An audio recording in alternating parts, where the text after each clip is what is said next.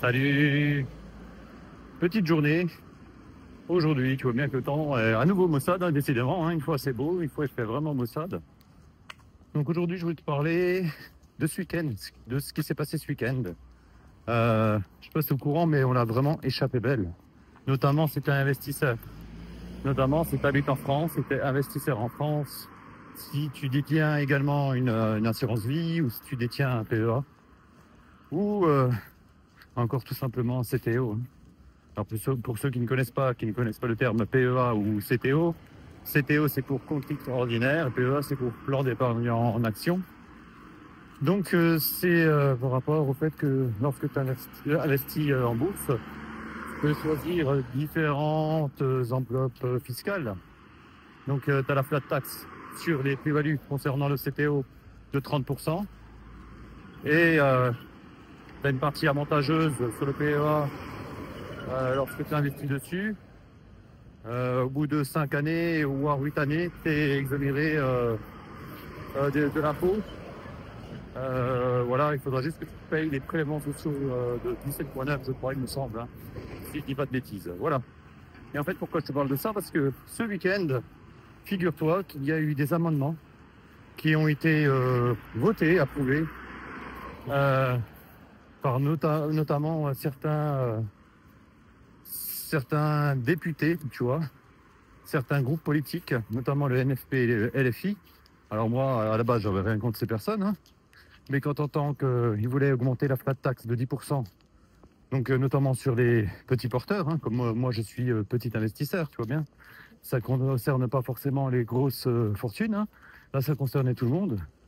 Donc déjà moi je trouve que on est déjà assez taxé en ce moment, hein. Tu vois bien, à 30% sur tes plus-values, c'est quand même déjà pas mal, hein. Sachant que le coût de la vie augmente, on a vraiment l'impression d'avoir la corde au cou, si tu veux, hein, concernant les taxations. Et donc, on serait passé de 30 à 33%. Donc, 3 points de plus, hein, c'est ce qui est l'équivalent de 10%, d'accord, d'augmentation. Plus, au niveau de l'assurance vie, donc, il y aurait eu l'avantage actuellement qui aurait été supprimé, hein, c'est notamment sur les successions. Donc, beaucoup moins d'intérêt sur l'investir dans une assurance vie. Donc, ça aurait été réellement problématique. Hein. C'est très bien que l'assurance vie, un petit peu, c'est l'épargne, entre guillemets, préférée des Français. Hein, puisque, voilà, plus d'un Français sur deux détient un compte en assurance vie. Donc tu comprends vite un petit peu la problématique. Hein. J'ai l'impression que là, on cherche vraiment l'argent dans tous les domaines. Hein. La moindre petite niche, et tout de suite, on fonce dessus. Et visiblement, ce parti politique pense que voilà, les petits investisseurs, ceux qui détiennent une assurance vie, ceux qui détiennent un peu d'actions en bourse, ce sont des méchants, tu vois. Visiblement, moi j'ai un peu j'investis en bourse. Visiblement, je suis un méchant capitaliste. Alors, je suis à peine un petit salarié, tu vois. Je trouve ça c'est vraiment dommage parce qu'on a envie de se protéger un petit peu, mettre de côté concernant sa future retraite. Déjà qu'elle ne sera pas fameuse. Donc évidemment, on fait déjà des efforts d'épargne et du moins on investit pour avoir un avenir meilleur. Et encore certains groupes politiques nous ponctionnent encore par rapport à déjà à toute la souffrance qu'on obtient, tu vois. Parce que 30% c'est déjà assez élevé. Hein. T'en as qui parlaient même de 40% de sa taxe. Donc là, ça devient vraiment abusé, je trouve, hein, honnêtement. Et en plus de ça, voilà, pour les gens qui s'expatrient, notamment dans d'autres pays, pour avoir peut-être un meilleur mode de vie, d'accord, peut-être, voilà, je sais qu'ils s'expatrient pour payer moins de fiscalité. Alors je dis pas hein, que c'est bien ou que c'est pas bien, mais par moment, je peux comprendre certaines personnes qui ont envie de quitter la France. Notamment pas forcément à cause que de la fiscalité, mais quand on voit comment ça évolue, quand tu vois que on est quand même dans un des pays, enfin, du moins de l'Europe de l'Ouest, les moins safe, les moins sûrs. Hein. Tu vois bien qu'actuellement, là, c'est compliqué. Bon, tu peux te rendre compte que, actuellement, voilà, il y a vraiment pas mal de problématiques, quoi. Hein, je pense que quand tu te balades dans les rues, tu vois bien que c'est sale par terre, on jette tout par terre. Dans les grandes villes, voilà, une femme qui se balade à 23 heures en jupe, crois-moi qu'elle risque vite d'avoir des soucis, quoi. Tu vois bien l'état du métro parisien, c'est catastrophique. Par rapport à certains pays, moi j'étais dans des pays d'Europe de l'Est, sincèrement, à 2-3 heures du matin, tu as encore des femmes qui se promènent dans des petits souterrains et elles se sentent vraiment en sécurité, tu vois. Et c'est ça qui est fou, hein. Tu te dis, la France, quand même, c'est un grand pays, pays de la démocratie, pays des Lumières, pays de la culture, pays du luxe. Et finalement, actuellement, j'ai vraiment l'impression que tout se dégrade.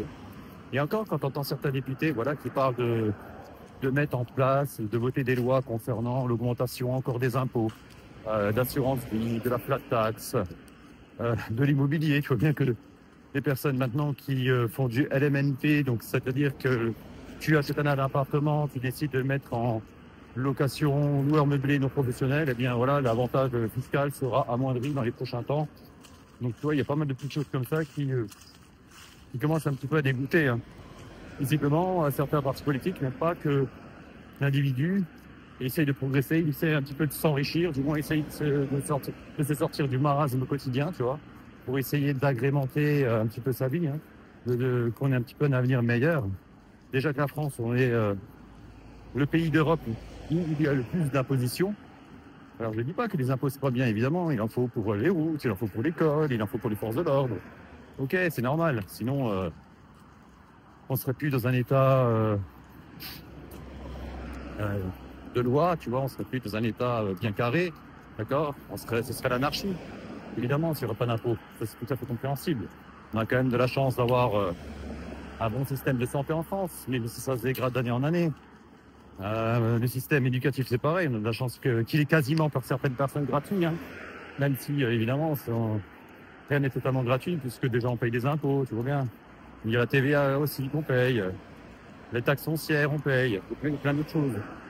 Alors voilà, quand j'entends des groupes de partis politiques qui souhaitent encore augmenter énormément les impôts, franchement, je me dis, soit ces gens-là, ils vivent dans un autre monde, ou alors, ces gens-là, ils ont vraiment une telle mentalité à la communiste, sincèrement, objectivement, qui de nos jours, je pense, est totalement plus du tout en adéquation avec la réalité de ce que vivent les Français au quotidien, d'accord.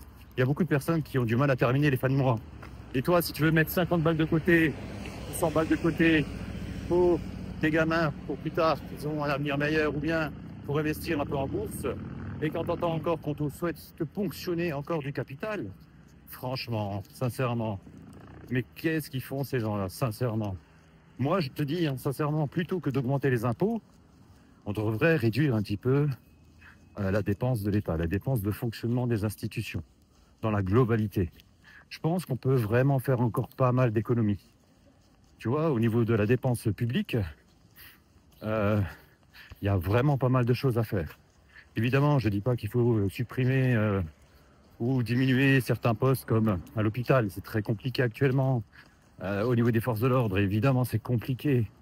On ne va pas forcément supprimer des policiers ou des gardiens de prison, enfin des surveillants pénitentiaires. Hors de question, c'est une évidence. D'accord.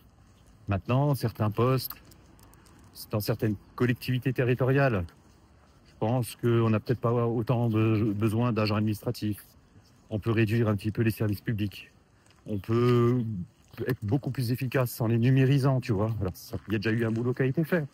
Mais on peut encore aller beaucoup plus loin. Tu sais, moi, je connais vraiment le milieu, hein, dans le sens où je sais très bien que certaines collectivités, lorsqu'elles arrivent en fin d'année, pour qu'elles aient le même budget l'année suivante, eh bien, il faut qu'elles dépensent leur enveloppe, tu vois. Donc, des fois, il y a des aberrations. Changer des fenêtres alors qu'elles sont encore en très bon état. Et plein de petites choses comme ça. Parce que certains dirigeants, voilà, de certaines collectivités ont peur que la saison, enfin l'année qui suit, eh bien, ils auront moins de budget. Donc, ils se dépensent à tout prix un petit peu dans n'importe quel sens et un petit peu n'importe comment. Et ça, je le trouve vraiment regrettable. Donc, déjà les dépenses de fonctionnement, parce que c'est un gros budget de l'État français, hein, très important. Et puis après, je dirais aussi les dépenses sociales, réduire un petit peu et être un peu plus exigeant sur ce qu'on offre à certaines personnes. Alors, je ne dis pas qu'il y a des personnes qui ne souffrent pas et qu'il ne faut pas les aider, ça, c'est pas le souci, hein.